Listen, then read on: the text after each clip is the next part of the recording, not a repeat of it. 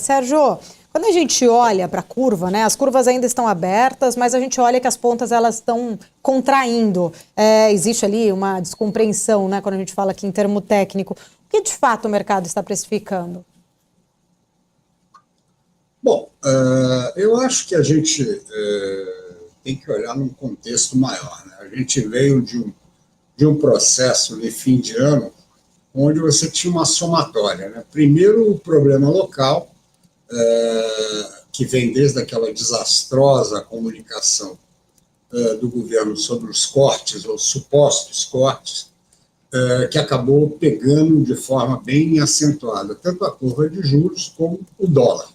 E aí, como o processo é retroalimentado, né, o dólar pegou os juros que, de alguma forma, não conseguiu, no primeiro instante, pegar o dólar de volta, porque, teoricamente, você com carry tão atraente como a gente tem hoje, seria um fator de, na alta da curva, uma descompressão no dólar. Mas você sabe que o dólar ele tem um lado muito mais sinistro na história, né? Ele tem um lado emocional, né? As pessoas acabam entrando, os agentes, num processo meio quase que histérico, quando você tem uma aceleração no movimento do dólar.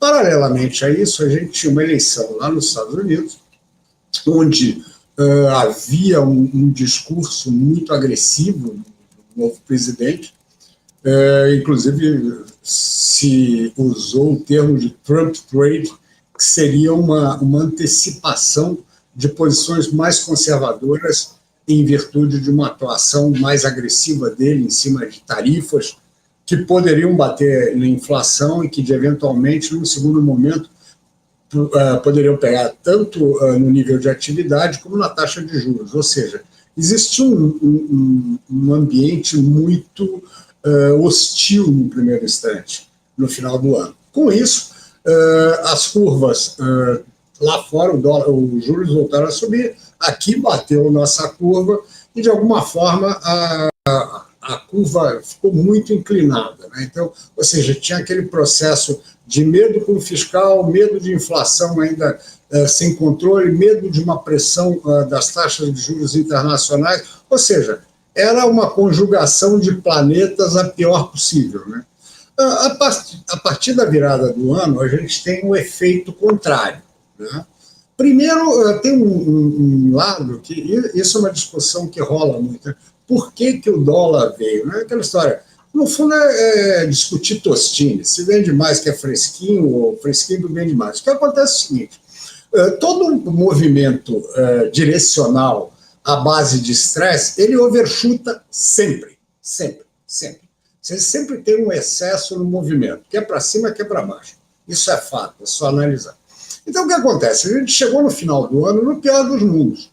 O dólar estava muito caro, tinha subido quase 30% no ano, e por mais que a gente tenha problemas sérios, principalmente fiscal, e principalmente um governo que gosta de gastar e não gosta de se controlar, tudo na vida tem limite, sabe? Tem um preço que você, de alguma forma, já tem muito desse desconforto nele, né? Eu achava muito engraçado que desde o final do ano eu batia que falava, não era hora de comprar isso daí de jeito nenhum. Aí a gente vai falar, não, mas subiu 30, vai subir mais 30. Mas como, sabe? Não é assim, não é pé de feijão que cresce sem parar. Tá certo? Tem uma coisa de preços relativos. Por menor que seja, a um determinado preço, você começa a gerar um fluxo contrário, né? Porque as coisas no Brasil começam a ficar baratas em dólar. Fora, né, uma taxa de juros corrente que continua sendo bem atraente.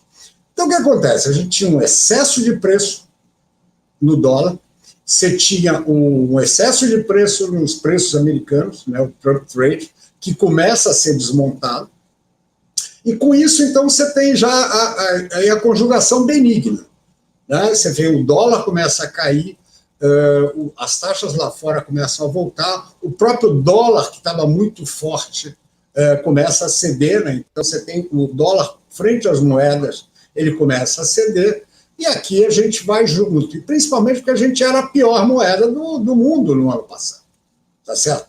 A gente tem culpa no cartório? Tem, mas não necessariamente e nunca.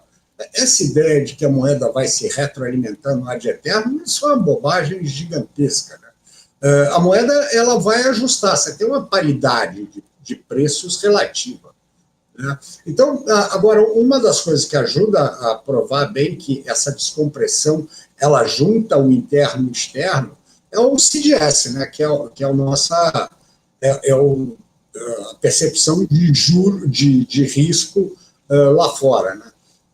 Que caiu 25% quase nesse ano. Tá certo? Então, eu acho que é isso. Você tinha um mercado que tinha ido demais e você tinha uma perspectiva muito ruim mundial. Aqui diminuiu o preço, a perspectiva nossa não é nada de fantástico, né? Então, é aquela história. Temos que ver até onde esse dólar volta. Eu acho que nessa faixa de 5,70 é um belo pit stop.